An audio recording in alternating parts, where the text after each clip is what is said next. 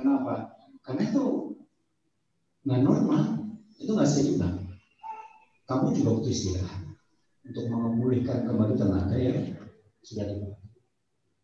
Akhirnya Bu Dada nggak mau bantah, tidur. Tengah malam bangun lagi, ditanya lagi, sama-sama. Saya nggak ngerti posisinya ngintip atau nunggu di ruangan mana gitu ya. Begitu Bu Dada mau sholat itu ketahuan, aja tanya, kamu mau apa mau sholat? Nanti tidur lah. Ini untuk keluarganya. Maksudnya bahwa kamu menikahi dia itu kan untuk membahagiakan dia. Luangkan waktu untuk ngobrol dengan dia, luangkan waktu untuk bercengkerama, untuk tidur bersama. Ya pokoknya apalah yang membuat dia bahagia. Sekarang kamu lakukan. Hanya udah ada tidur lagi. Baru sepertiga malam, Salman membangunkan al-an. Namun sekarang ini saatnya kalau mau sholat sekarang. Hanya mereka berdua sholat.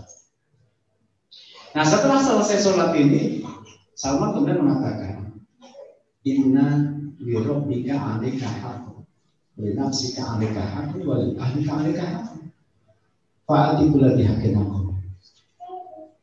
Allah itu punya hak. Maka kalau kamu sholat, kamu puasa itu benar, itu dalam rangka memenuhi haknya Allah. Tapi dirimu sendiri juga punya hak untuk istirahat, untuk memulihkan tenaga, untuk makan yang menjadi sumber regenerasi sel-sel dalam tubuh. Tapi keluargamu juga punya hak.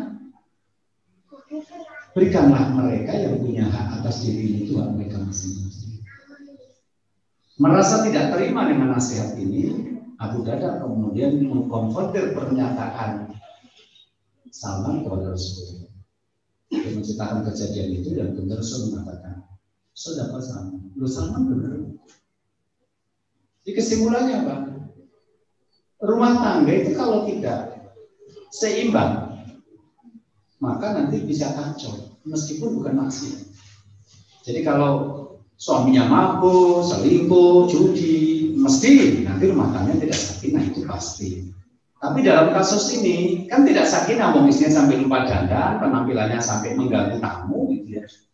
Tapi dari nasihatnya Salman ini apa? Karena tidak komposisinya untuk sholat dan puasa, komposisi untuk istirahat, komposisi untuk waktu berkeluarga ternyata nggak imbang. Maka berikan hak mereka masing-masing. Jadi sini kata kuncinya adalah hidup itu harus seimbang. Kalau saya mengilustrasikan begini, Anda jam 8 sampai jam 4 sore kerja. Berarti pada waktu itu Anda posisinya adalah sebagai karyawan. Anda mendapatkan gaji dan tentu saja Anda tidak ingin keberadaan Anda dalam perusahaan itu tidak memberikan nilai positif. Hanya Anda harus bekerja secara bebas. Jam 4 sore pulang sampai 5:30 ketemu sama istri.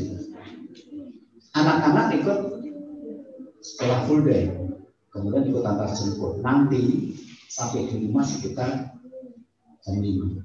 Berarti ada waktu setengah jam Anda sedang bersama istri.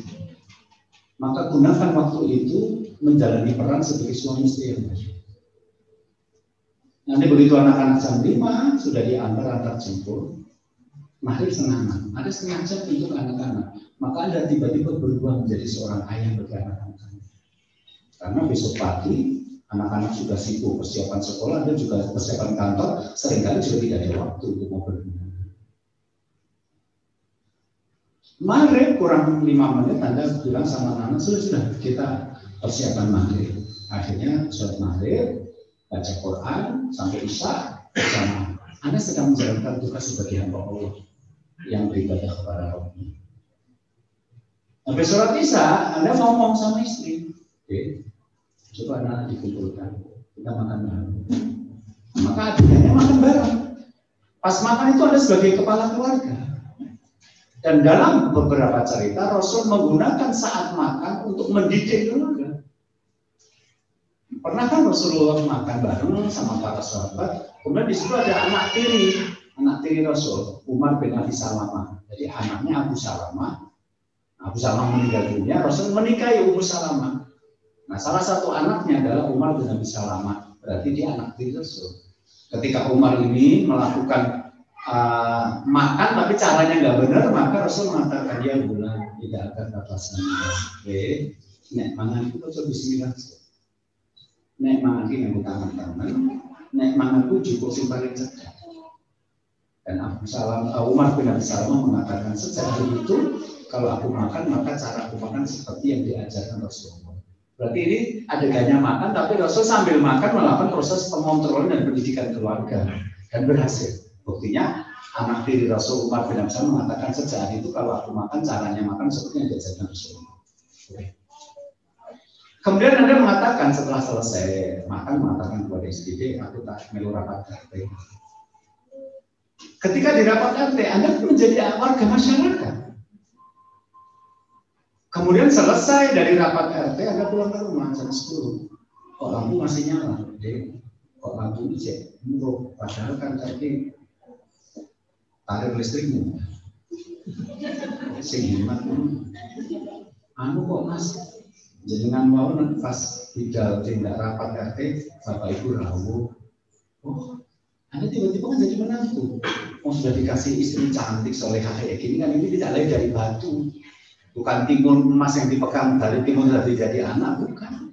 Ini tuh punya Bapak Ibu. Untuk secantik ini, sesolehah ini juga agak pendidikan untuk gelar sarjana yang dia peroleh. Bapaknya dulu jual sawah, bro. Masa Anda sekarang sama mertua nggak kenal?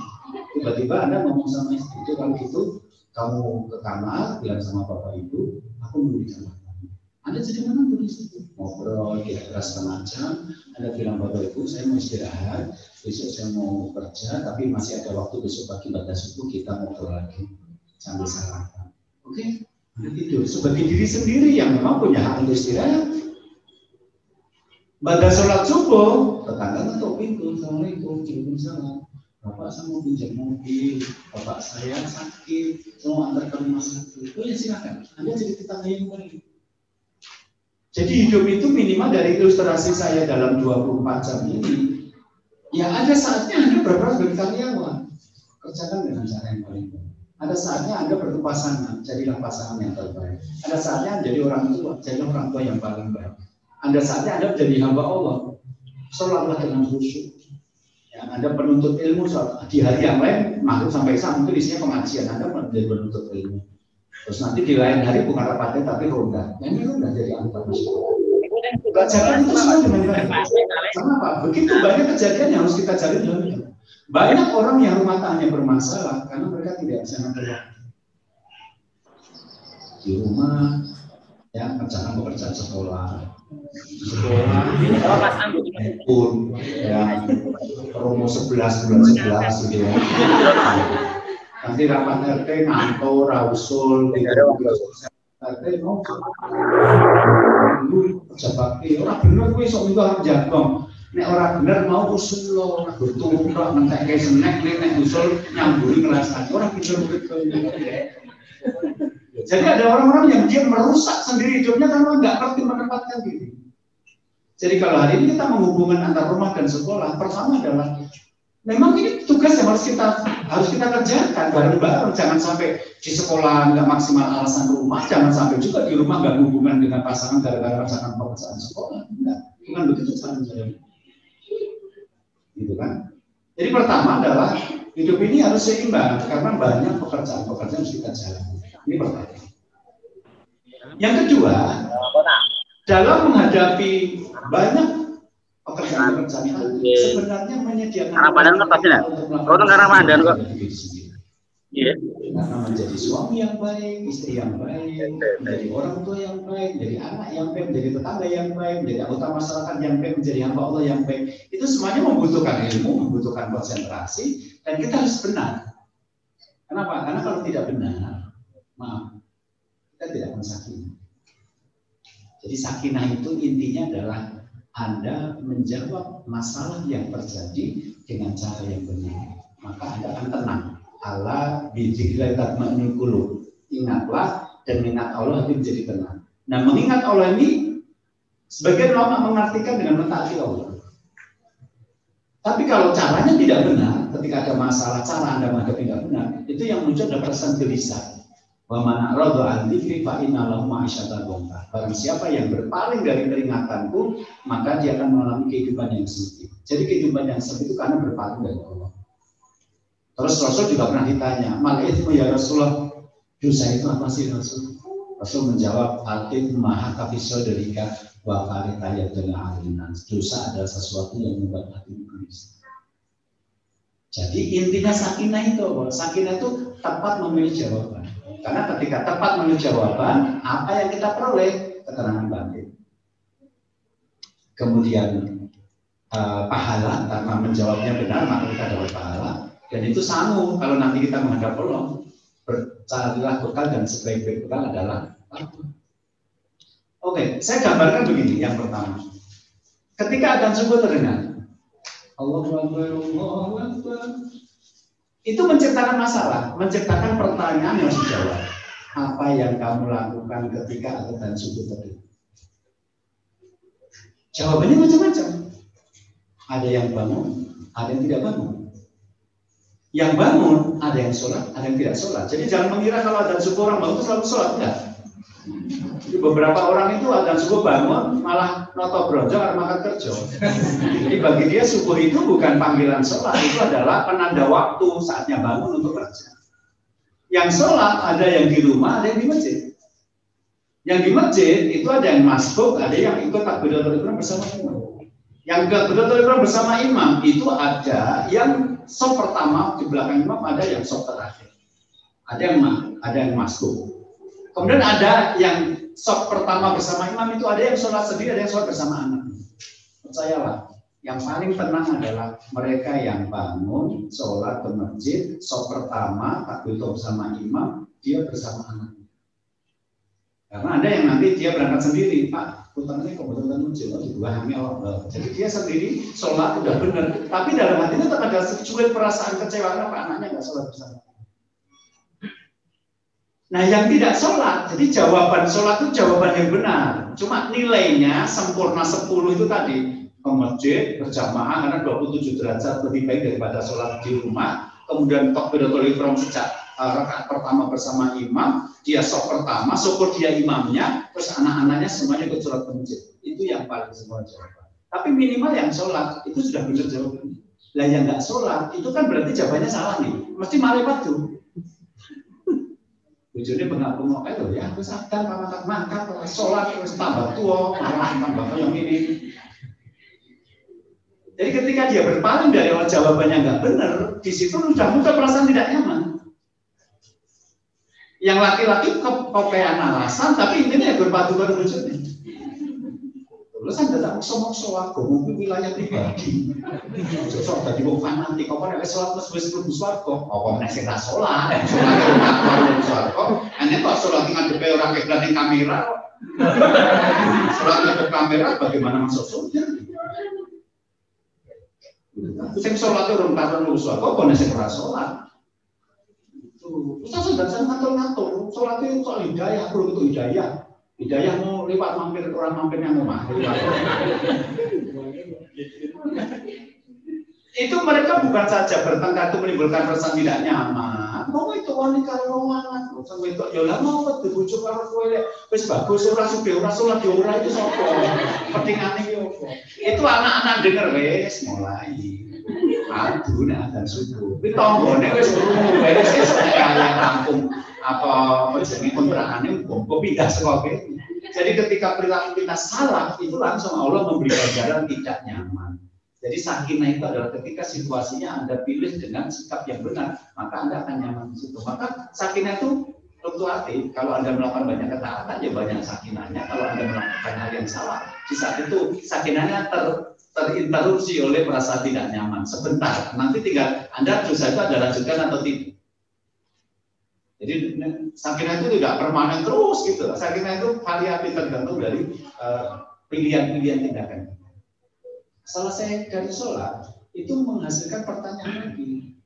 Apa yang kamu lakukan ketika selesai mengerjakan sholat subuh? Jawabannya banyak. Ada yang baca Quran sebentar, kemudian bantu istri menyiapkan sarapan buat anak-anak. Ini jawaban yang paling banyak. Ada yang pulang mau coklat digawa-gawa kayak nurang-nurang bujuni. Kayak Pak Yapek ning jengkel gitu. Wah, neng. Kan saya kan dari hasil konsultasi putusan itu. Ada yang pulang malah nonton bal-balan. Burung rampung. Ada yang dengarkan pengajian dari radio. Kan dulu saya kalau Lima Tesih itu ngisi kan disiarkan di Suwiba kan pada subuh jam 5. Ada yang jalan-jalan karena sudah kena diabetes kalau nggak banyak olahraga kemasan. Ada yang malah minta duit ngantai kemudian ngantai di halaman. Sopo ngerti rodo sebelah. Tapi ada juga yang hampir satu itu tidur lagi gitu loh. Beda perilaku kan beda tingkat kenyamanan. Tapi nek bener perilakunya mesti hatinya benar. Nek tambah bener berarti apa? Pena sempurna nilainya. Tapi secara umum nek jawabannya salah mesti mari bagus. Jadi habis subuh tidur lagi mesti mari bagus. Kan ngerti anak cilik-cilik kayak sekolah habis sarapan apa memandikan lawan seragam malah tuh jangan rupanya kok gawe kabeh. Itu jadi masalah itu. Ini harus tepat. Nanti selesai menyiapkan sarapan, anak-anak sudah siap berangkat sekolah. Suami ngajak anak, yuk mangkat. Akhirnya anak-anak naik mobil bertiga, berempat, anaknya 3, bapaknya 1. Oh dahulu, anak 3 itu sekolah beda kabeh. Sing siji Arisalah, sing siji Hidayah, sing siji Muhammadiyah. Kan berarti harus menurunkan satu persatu. Itu menciptakan masalah baru ketika yang sulung bertanya, Pak, nanti yang pertama kali diantar siapa dulu? Itu harus pakai ilmu. Mampu ngeteki adikku sing paling cilik. Karena dia baru masuk sekolah, belum familiar dengan teman-temannya. Jadi nanti kalau dia datang masih sepi, dia langsung masuk kelas. Nanti kalau teman-temannya datang, tidak ada masalah. Tapi nek dia terakhir nanti diturunkan sama bapak, dia nggak berani masuk karena dia orang banyak itu nggak semua punya mental loh jalan di dia orang banyak itu. Nanti nek adikmu sudah biasa, besok kita jadwal Senin adikmu, Selasa kamu, Rabu adikmu yang nomor 2. Tapi kalau kamu sedang ujian, kamu dulu. Tapi sekarang kita adikmu dulu. Saya pikir jawaban sebenarnya akan membuat si sulung ini merasa lebih tenang daripada jawaban bapak yang ditanya, Pak, sing gede sapa? Adikmu sing paling cilik, itu kok sing gede ngalah. Maka yang paling gede itu kan terkutuk. Namanya kutukan menjadi sulung karena seumur hidup dia akan disuruh ngalah terus. Cara mendidiknya adalah sing gede itu ngalah, maka seumur hidup dia akan suruh ngalah terus. Dan itu tidak benar. Kenapa? Karena ketika Yusuf itu hampir dibunuh oleh saudara-saudaranya itu karena saudaranya mengatakan Bapak lebih cinta kepada Yusuf. Jadi kalau Anda betul ngalah karo adikmu, nanti Pak si sulung kan berpikir Bapak berarti boleh senang karo adik di mana ya? Itu bahaya dalam hubungan karena dalam Al-Quran dijelaskan bagaimana Yusuf itu rencana dibunuh loh sama saudara-saudaranya dengan kata-kata bahwa Bapak lebih sayang kepada Yusuf daripada dia. Jadi untuk ini, ya ini. Begitu anak-anak sudah diantar, suami Anda berangkat ke kantor. Di perempatan jalan belok kiri, kira-kira 100 meter dari lampu merah, ada perempuan melambaikan tangan, pengen ikut. Naik, kosong, terus satu jalur, dan ternyata itu mantannya SMP. Itu harus pakai ilmu, dinaikkan atau tidak dinaikkan.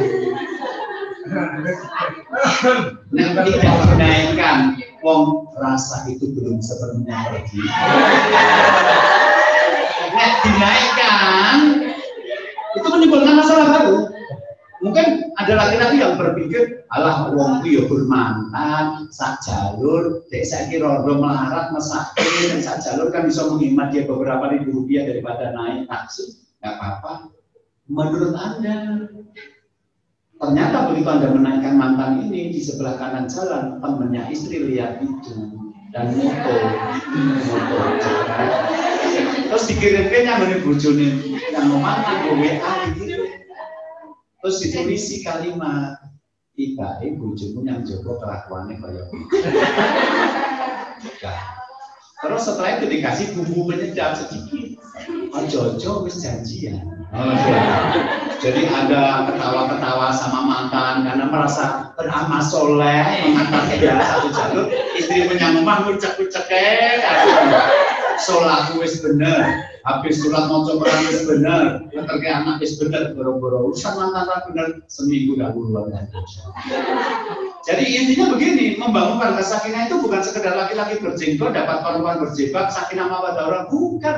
Karena wilayah kita bukan cuma masjid dan pengajian. Wilayah kita bertetangga, wilayah kita berhubungan dengan mantan, berhubungan dengan pekerjaan, berhubungan dengan jalan, pengguna jalan, berhubungan dengan biaya sekolah, berhubungan yang lain. Jadi jangan mengira kalau laki-lakinya berjenggot kemudian istrinya bergeruk pasti langsung sakinah. Enggak. Anda salah paham. Padahal nggak jauh-jauh rumah tangga Anda sendiri bermasalah. Jadi ada Anda itu kadang-kadang dikagumi orang karena orang itu nggak tahu. Ya Allah, besok mau pas nang masjid nyaman bojoku begini imam belum Mbak. Ya aku udah bojoku uangnya tenang. Aku tuh banyaknya kapan di bojoku kayak bojomu. Ada jenengan jo, Allah Mbak sholat subuh turun mana ini sapa sing gelem. Jadi dengan itu kecewa melihat laki-laki ini, padahal tetangga-tetangga memuji dia, itu terjadi loh. Saya banyak loh menemukan orang-orang yang dia menderita, tapi orang-orang menganggap dia bahagia karena mengira bahagia dengan laki-lakinya. Aduh, padahal dari sisi yang lain, kejadian-kejadian yang kita alami dalam rumah tangga itu kan mendidik kita. Bagaimana memilih tindakan yang tepat, berarti harus membuat kita punya ilmu, dan kemudian itu menaikkan takwa kita, menenangkan hati kita, dan itu menjadi bekal kita ngajar di sekolah. Percaya wae nanti anak didik kita tuh masalah yang mereka hadapi. Nek ada anak didik yang kelihatannya nggak bahagia, mesti karena di rumah orang tuanya juga tidak bahagia. Nah, ketika Anda nanti menemukan anak-anak seperti menanya masalah apa, bisa jadi masalah yang dia ungkapkan nanti sedikit banyak Anda pernah menghadapi itu, pernah mengalami itu. Jadi kalau rumah tangga kita sakinah, itu jelas akan bermutu sekolahnya. Kenapa? Karena kita punya bekal yang banyak dalam perjalanan rumah tangga kita untuk membenarkan anak-anak didik yang bermasalah. Saya itu kan diberi Allah kemudahan, dapat ilmu tanpa banyak keluhan. Kenapa? Karena orang yang datang konsultasi itu bagi saya ilmu baru.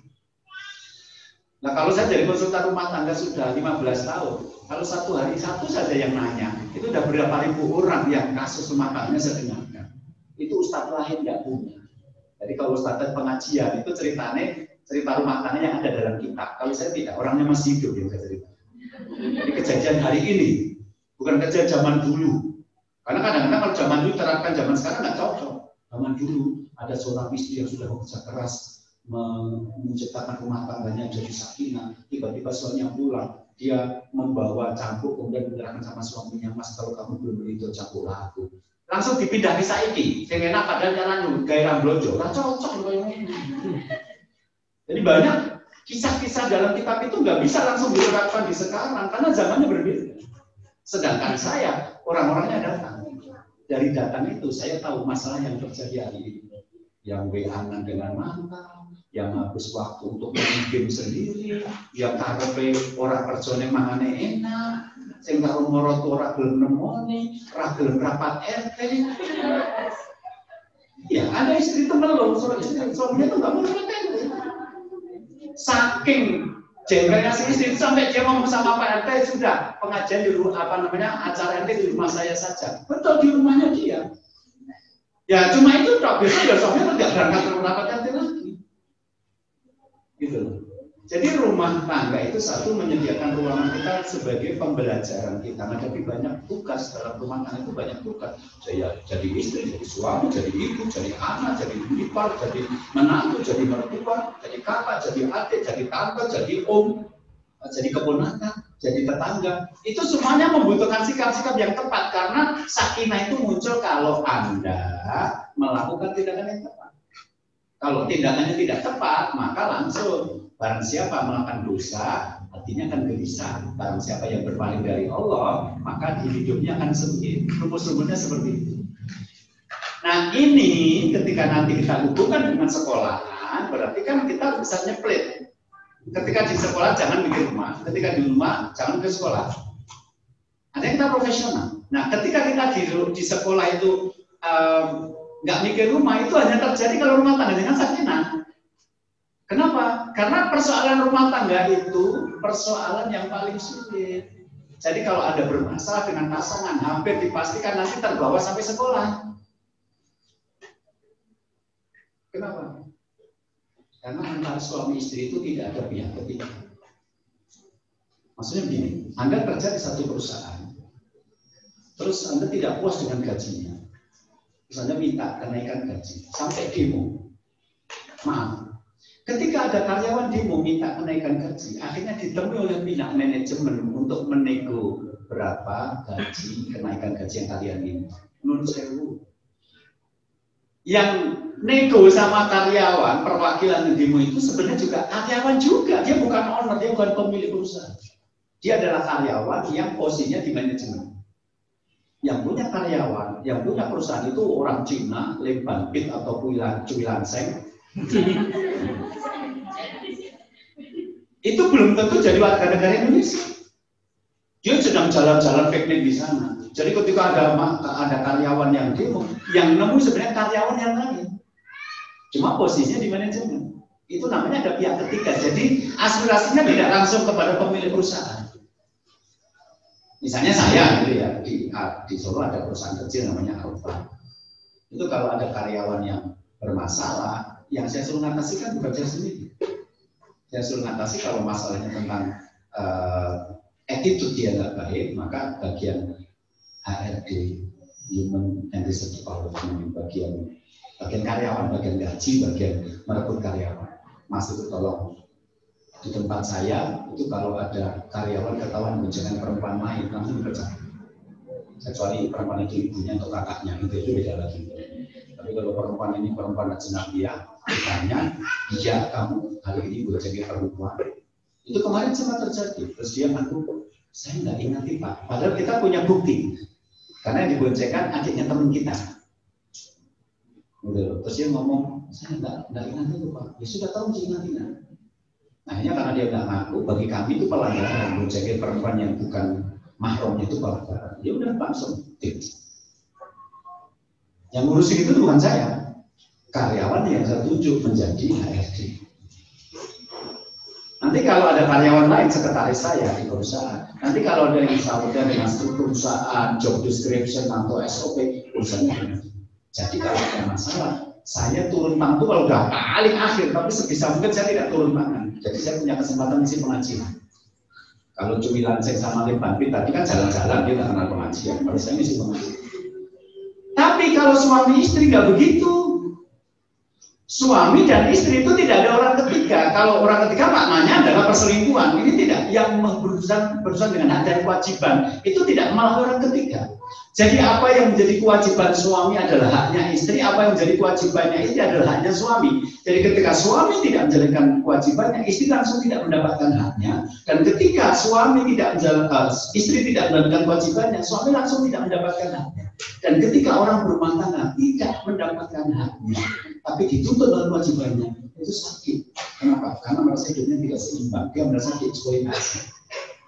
Misalnya begini, suami kewajibannya menafkahi istri, terus suami ini tidak menafkahi istri, berarti haknya itu dinafkahi langsung hilang. Nah, seorang perempuan tidak dinafkahi suami itu kan berat dalam hidup, dan itu termasuk yang dilaporkan Rasulullah. Hidup binti Utbah itu lapor ke Rasul karena nafkah suaminya tidak cukup. Ya Rasulullah, suami si Abu Sufyan itu kalau masih nafkah nggak cukup. Itu masih nggak cukup aja lapor Rasul. Ini nggak ngasih coba. Anda bisa bayangkan, saya ketemu pasangan suami istri yang tidak ngasih nafkah istrinya 26 tahun. Karena istrinya bidan. Suami merasa kalau istri sudah punya uang jadi nggak ngasih nafkah. Loh, nafkah itu bukan urusannya istrinya melarat maka dikasih uang. Nafkah itu adalah kompensasi atau pengganti dari pelayanan istri.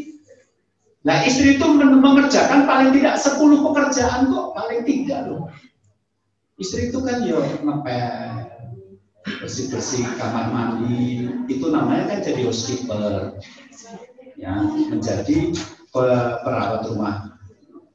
Nanti istri maaf, nyuci sama nyetrika kan, baju suaminya, itu namanya laundry.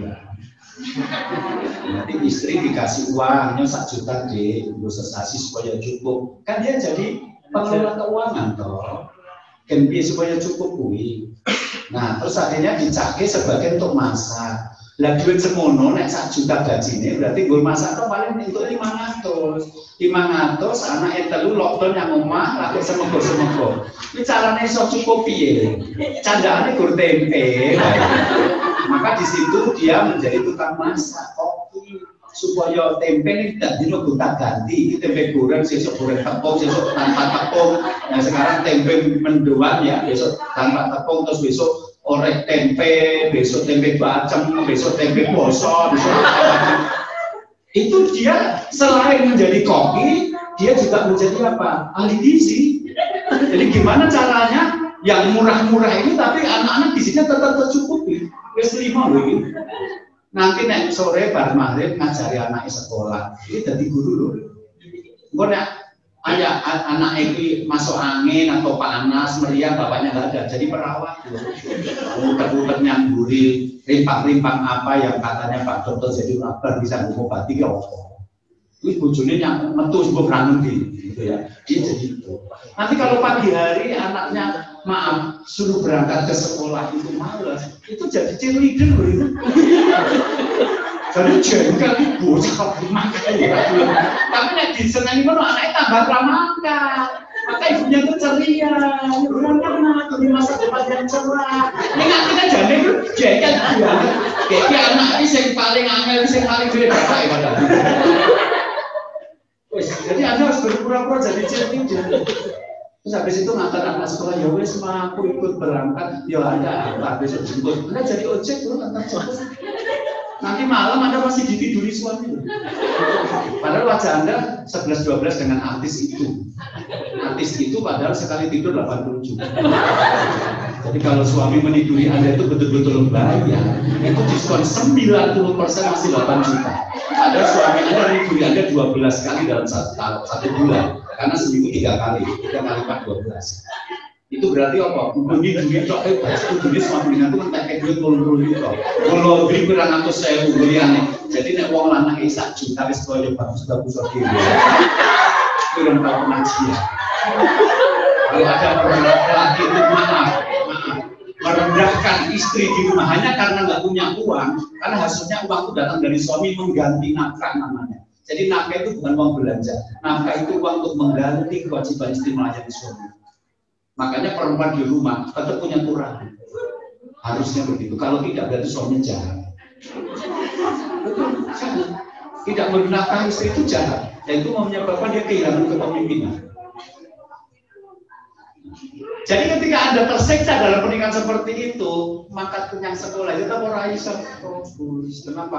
Karena Anda dengan suami itu hak Anda adalah kewajiban suami. Jadi ketika suami tidak menjalankan kewajiban, hak Anda langsung terampas. Kalau istri tidak melakukan kewajiban, suami langsung terampas haknya. Dan orang yang terampas haknya itu tidak nyaman. Hanya sedikit orang yang ketika haknya terampas, dia tetap bisa senyum, tetap profesional itu hanya sedikit. Yang lain tetap terbawa emosi. Selain antara dan kewajiban yang tadi bisa terampas karena posisinya antar suami istri tidak ada pihak ketiga, juga kan preferensi pertemuan kita dengan pasangan kan hampir tiap hari.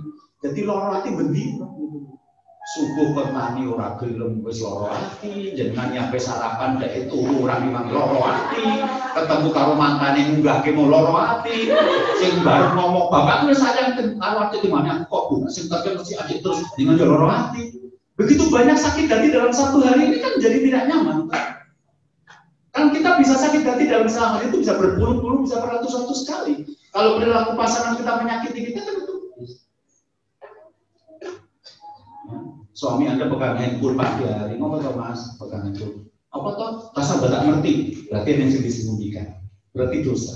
Kenapa? Karena dosa itu kata Rasul 2. 1, tadi Rasul mengatakan maha kabisa derika, sesuatu yang membuat hatimu gelisah. Yang kedua, Rasul mengatakan wa qara'ayat alaina, dan kamu takut orang lain mengetahuinya. Jadi sesuatu yang disembunyikan berarti ada sesuatu yang tidak pantas. Karena kalau pantas, ngapain disembunyikan? Jadi nek menikah suami Anda handphone yang nganggo dadak nganggo password, itu berarti ada yang tidak beres di handphone suami. Lah kalau beres ngapain takut? Saya tak pakai password, istri saya mau silakan mau pakai silakan. Gitu. Jadi ciri-ciri orang berdosa itu satu hidupnya gelisah, dua menyembunyikan sesuatu. Karena Nabi mengatakan dosa adalah sesuatu yang menggelisahkan, dan kedua kamu itu takut orang yang mengetahui. Bahkan istri dipukul suaminya toeng, terus biru, itu nanti bapaknya tiba-tiba lewat kota itu, tak mampirnya anakku lah, bisa mampir. Begitu mampir sama belum salah, lo biru ngomong, aku kok ketata pelawak, dosa Pak? Dosa mau dipukul suami, dia jawabnya ketata pelawak, atau dia menikah dengan lawak, sejak kapan? Naluri menyembunyikan ini kan seperti kata Rasul, dosa itu kan sesuatu tidak pantas, maka kita sembunyikan. Bahkan bapak Anda sendiri loh, Anda ngomong, aku kok ibu ketata pelawak, padahal dipukul suami. Itu aja kayak gini mau sakinah, nggak bisa. Kalau Anda pernikahan Anda dibangun atas dosa dan dusta, dosa dan dusta. Nggak benar. Jadi nanti kalau kita pengen sekolah kita berkualitas, berarti kan rumah tangga dari para pengurus sekolah ini harus rumah tangga yang sakinah. Karena kalau tidak, itu akan berpengaruh. Gua anak murid yang rupanya kaya bojone kok dijiwe gitu. Sampai di kelas galak jiwe teriak-teriak sendiri. Ditanya sama muridnya di nerangke rambut jembudeng, akhirnya kan stres dia, Pancasila gitu. Yang beredar kemarin itu, ketuhanan yang mana Esa gitu. Langsung yang maha. Itu bisa stres loh itu. Jadi sekarang mungkin cocok tadi yang disampaikan Bapak Ketua Yayasan bahwa pada saatnya kita perlu menjelaskan ilmu tentang berkeluarga kepada pasangan-pasangan yang menjadi anggota keluarga besar kita, karena keluarga mereka sakinah atau tidak itu sangat berpengaruh kepada kinerja. Maka saya di kantor itu kalau sampai gagal mendidik keluarga itu langsung tidak dilanjutkan kontrak. Jadi saya kalau di kantor itu 5 tahun itu perpanjangan kontrak, dari kontrak pertama kontrak sampai 5 tahun, 5 tahun lulus berarti baru masuk jadi karyawan tetap. Nah pas tetap langsung kita ngasih bonus uang sekian juta. Tapi untuk bisa lolos sampai 5 kali kontrak, perpanjangan kontrak itu kita sangat teliti. Nah kalau ada yang bermasalah dengan keluarganya dan dia tidak mampu menyelesaikan, itu bagian dari yang tidak membuat dia dilanjutkan dulu. Karena bagi saya nanti kalau dia nggak bisa menyelesaikan masalah rumah tangganya, dia nanti akan bermasalah di kantor. Padahal saya sering menyampaikan materi-materi keluarga di kantor, berarti dia sering dengar saya, terus dia ternyata tidak bisa menyelesaikan, berarti kan dia bermasalah. Kenapa? Karena sebenarnya konsep sakinah itu tadi kan ketepatan jawaban. Konsep gelisah adalah perbuatan dosa. Masalahnya adalah persoalan rumah tangga itu agar bisa sakinah, berarti kan caranya cuma menemukan di mana kesalahannya. Kemudian memberitahu ini loh yang benar untuk kamu lakukan. Cuma itu sebenarnya. Makanya perjalanan saya selama 15 tahun jadi konsultan keluarga, itu hasilnya cuma menemukan di mana kesalahan yang dilakukan oleh pasangan ini kok sampai tidak sakinah. Kemudian yang kedua adalah apa yang harus mereka lakukan sebagai solusi benar dari sana. Coba, saya pernah didatangi sepasang suami istri yang menikahnya karena sama-sama saling mencintai. Saking cintanya, sampai si istri itu rela menjadi mu'alaf. Anda bayangkan? Menjadi mu'alaf itu pekerjaan yang sangat berat dalam hidup seseorang karena berbeda keyakinan. Dulu dia meyakini semua dosa-dosanya sudah ditebus, asal menerima Yesus sebagai penebus maka saya akan masuk surga. Semudah itu. Jadi dalam itu menurut saya persaingan beramal soleh jadi kurang, karena apa? Kamu sudah ditebus itu dosa. Buat apa memperbanyak amal soleh? Sedangkan sekarang kita masuk Islam itu meyakini bahwa kamu beramal soleh saja, kalau tidak ikhlas itu belum tentu diterima Allah. Jadi kamu beramal soleh, insya Allah sudah ada jadi amal soleh. Itu saya pernah dengar seorang pendeta yang ngecek kata insya Allah.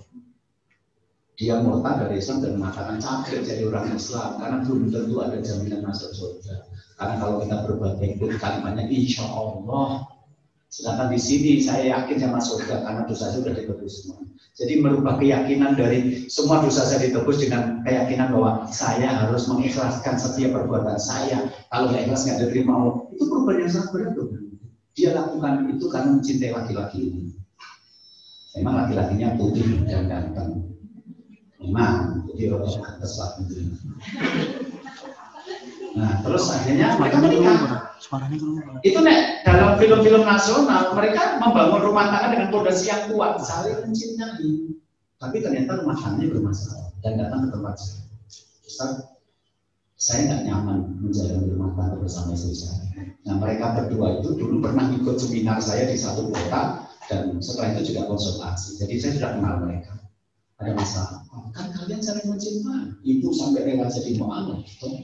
Fondasi kalian kan sangat kuat. Saya menikah dulu. Itu menikah karena apa? Bukan karena kenal, bukan karena pacaran, karena dimiliki Ustaz. Jadi kalau juga sinetron, cerita rumah tangga itu adalah istriku pilihan Ustazku. Itu saya sekarang nikah 26 tahun tidak ada masalah. Kalian loh sudah saling mencintai, kenapa bermasalah? Apa masalahnya? Dua Ustaz. Oh, apa itu yang pertama? Jadi gini Ustaz, istri saya ini kalau sedang jengkel sama saya, diam. Itu bisa 2 hari, 3 hari, seminggu, sebulan. Saya kan jengkel tau Ustaz, datang ke rumah, lihat istri, begitu saya ngajak ngobrol, dia memalingkan muka. Begitu saya dekati, dia pergi.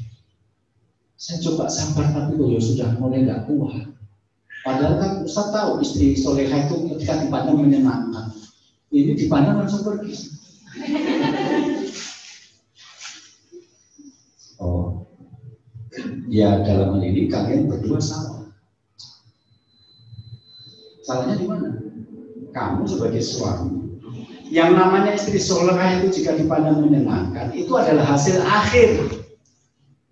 Lulus jadi istri soleh itu jika dipandang menyenangkan tanpa melihat tanggal.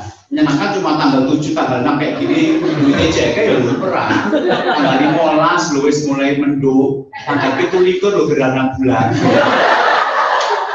Jadi bagaimana menjadi istri yang tanggal berapapun dipandang suami menyenangkan, itu namanya istri soleh beneran. Dan itu butuh proses panjang. Pengajian, menelaah, merenungi muhasabah sampai bisa begitu. Mas, istrimu kan mu'alaf, dia tidak punya referensi menjadi istri soleh seperti itu. Bapak ibunya juga tidak menunjukkan keluarga yang benar. Bapak ibunya juga bukan muslim.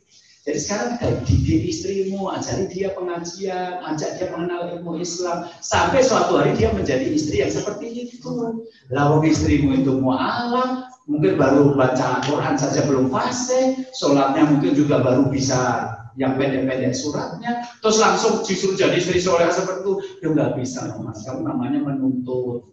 Jadi sekarang kamu didik dia, jangan langsung menyamakan dia. Bu, kamu juga salah. Kalau kamu sekarang jadi mu'alaf, jangan cuma di KTP, kamu juga harus berasal Islam.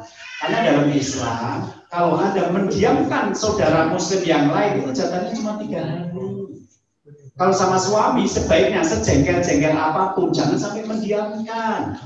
Nanti kalau ada diam, nanti suami nggak pulang loh, Anda malah bingung loh. Akhirnya stikernya muncul, nggak pulang dicari, pulang dicaci. Ya, siapa yang mau begitu?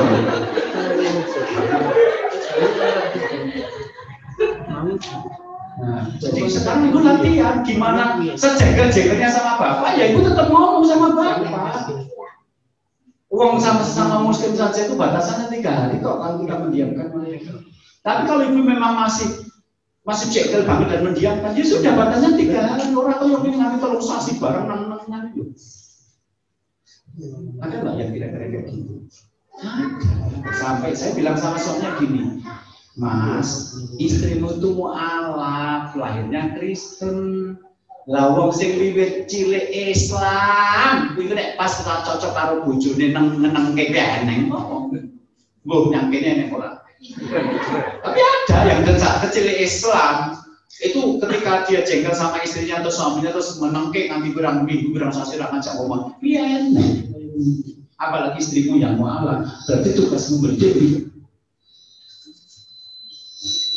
Yang kedua apa? Saya tuh kalau malam-malam ngajak tidur sama istri, dia seringnya menolak. Bukankah istri yang menolak diajak tidur suami dilangkan malaikat sampai subuh? Kan saya nggak mau istri yang saya cintai dilangkan malaikat sampai subuh. Tapi kalau saya ajak tidur dia sering menolak. Saya tanya, Bu, Ibu sering menolak kalau diajak suami tidur? Bukan menolak Ustaz, saya itu punya anak kecil yang kalau mau tidur harus saya keloni dulu. Kelon versi lama, bukan kelon versi baru. Karena kemarin ada Pak Guru yang salah memahami gitu. Ada Pak Guru, kemudian ada muridnya nanya, Pak, kalau kelonnya dimulai saya diberitahu. Kan bapaknya bingung, masa murid becek seger-seger ngecek kelon. Maksudnya apa kelon di kelas online Bapak? Jangan ngeres-ngeres. Jadi wong tua ki ya kudu sinau omongane cah nom ki aja gawe singkatan sing aneh-aneh. Ngerti. Kelon itu sangat bermakna. Bahkan kamu itu hasil kelon gitu. Itu. Jadi anak saya itu kalau nggak saya keloni nggak mau tidur Pak Ustaz. Nah rencananya saya nanti kalau sudah anak itu saya pindah ke kamar suami. Ini seringnya kebablasan sampai subuh. Lah ngono karo anak dhewe ra gelem nawah, karo anak dhewe malah cemburu. Jadi istrinya malah jadi benar, merasa benar padahal salah gitu. Saya bilang itu putarane jenengan mulai pinter, sing minta dikeloni dulu itu pinter. 7 tahun setelah itu salah ya. Berikut terus. Dalam Islam ada ilmu tentang menyapai anak itu dalam umur 2 tahun. Nah 2 tahun itu dia disapai dari penyusuan, tapi sebenarnya juga disapai dari tidur bersama orang tua. Jadi gimana caranya Anda berusaha agar anak itu selama pas umur 2 tahun dia sudah tidur sendiri. Gitu pula, anak umur 7 tahun gua alasan ngeloni anak saya terus nggak mau sama bapak, iki kok panen nggak ada batas waktunya loh. Saya punya tetangga itu sampai SMP jajak keloni wong tua. Mau ditonton jek nyusu. Kan bahaya kalau tidak ada batas. Ini kan karena tidak punya ilmu gitu ya Ustaz. Ya. Udah mereka pulang terus WA berapa hari kemudian setelah bilang rumah tangga sudah baik, saya dengan istri sudah biasa ngobrol wajar, masalah-masalah yang receh-receh sudah bisa diobroli dan alhamdulillah anak juga muda ketika diajak tidur sama istri gampang, terus istri sama tidur sama saya. Makasih atas ilmunya. Jadi mereka menikah, maaf, saling mencintai tapi ketika nggak punya ilmu, begitu ada masalah kan cara menjawabnya kan salah. Itu. Ketika si istri tadi diem sama suami, saya tanya, loh kamu kok kalau marah sama suami gini kok? Lah kalau saya ngomong nanti mesti salah omongan saya, mesti salah. Daripada saya ngomong mending diem. Ini diem mungkin jengkel gitu.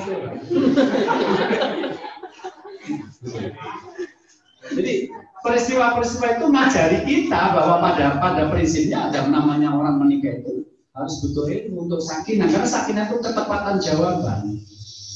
Ya, kesalahan jawaban itu kalau tidak kalimatnya berpaling dari Allah adalah melakukan perbuatan dosa, dan itu yang membuat kalau berpaling dari Allah hidupnya terasa sempit. Kalau ternyata dia berdosa, maka Rasul mengatakan dosa itu menggelisahkan hati. Nah, ketika berpaling dari Allah ini, deskripsinya Ibnu Katsir adalah la tumaninata wa lisrali sadrihi. Artinya tidak tenang dan dadanya tidak lapang. Jadi mungkin rumahnya bagus, suaminya gantengnya cantik, tapi memang dasarnya rumah tangganya tidak sakinah. Itu la tumaninata lahu, jadi hatinya itu tidak tenang. Jadi mungkin kok koyo ora penak dilakoni. Wala insari sadri, dan dadanya tidak lapang. Artinya apa? Masalah-masalah sepele mari pagi. Banyak loh rumah tangga yang punya masalah sampai bertengkar hebat. Itu setelah kita cari akar persoalannya adalah masalah-masalah sepele sampai mereka malu cerita. Kenapa sepele banget? Masuk patu bermasalah tempe. Iya, orang rumah tangga itu nanti masalah sepele-sepele. Ini nganyel kayak gitu. Jadi suaminya tuh ngajak istrinya makan soto. Nah, di soto yang bagus, yang harga per mangkoknya di atas 10.000. Di Solo kan ciri-cirinya begitu, kalau sotonya di atas 10.000 berarti soto yang bagus. Itu kan gorengannya lengkap, sate-sateannya lengkap. Itu maaf, tempenya itu nggak dicokotin sama mak kodok. Tipis kayak kartu ATM. Bukan keripik tempe. Itu bukan mendoan. Mendoan kok tipis, berarti nanti mendoan. Karena istri saya orang Purwokerto, jadi saya tahu mendoan itu cukup keplek-keplek. Nah, di sini jadi bukan mendoan itu goreng tepung asli. Mendoan itu tak kenapa gede tampil tepungnya ngono kae. Itu berarti kamu. Itu daging goreng tepung yang harus mendoan itu beda. Gitu. Terus gorengnya mendoan itu malah setengah matang, juga sampai kering gitu. Makanya enaknya dimakan kalau pas hangat, kalau udah dingin sudah. Itu ada tempenya tipis gitu, tapi dia dijual mantap gitu. Dia ngomong sama istrinya, goreng tempe ini garing, crispy. Begitu sampai di rumah, istrinya masak pada hari berikutnya. Yang bapak ini lupa adalah nggon warung soto, sing tempene garing, sing goreng wong siji. Sing goreng paru beda meneh, sing goreng bakwan beda meneh, sing goreng tempe beda wong siji. Nyang omah kabeh gawean sing nyampe ke wong siji, bojoku. Goreng tempe, karo nyapu, karo gendong anak, karo anak isi. Nah, ketika dia takut tempenya gosong, akhirnya begitu warna coklat kan diangkat.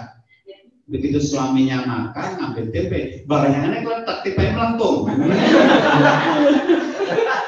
Melentung langsung diseleke. Dia ada, ini nek jenenge goreng tempe iki sing kaya mikae, warung soto sing wis kurang iki.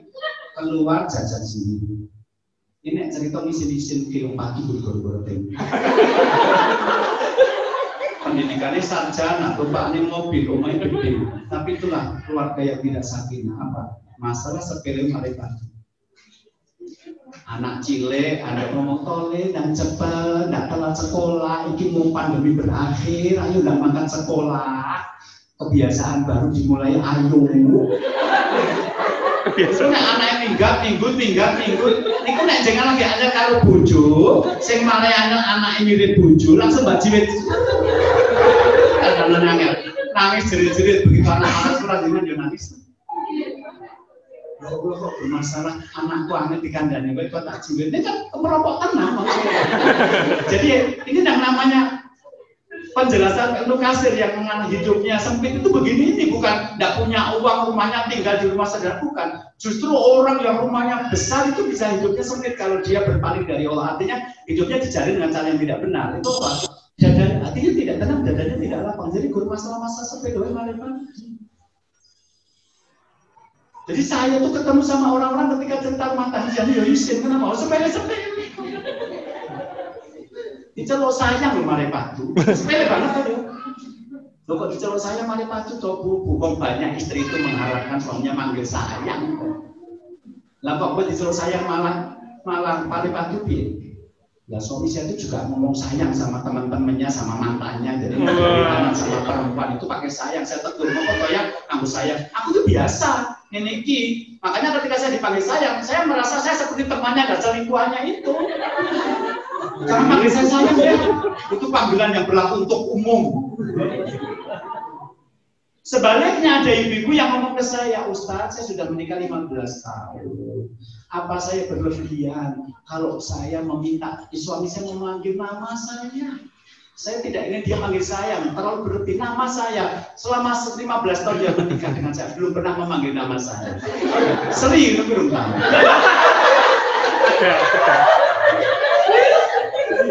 Bisa tanya tuh, selama 15 tahun itu kalau bapak manggil ibu manggilnya gimana? Siap sarapan. Saya seolah-olah tidak percaya, tapi buat apa dia berdusta ke saya? Dia konsultasi kok, gitu loh.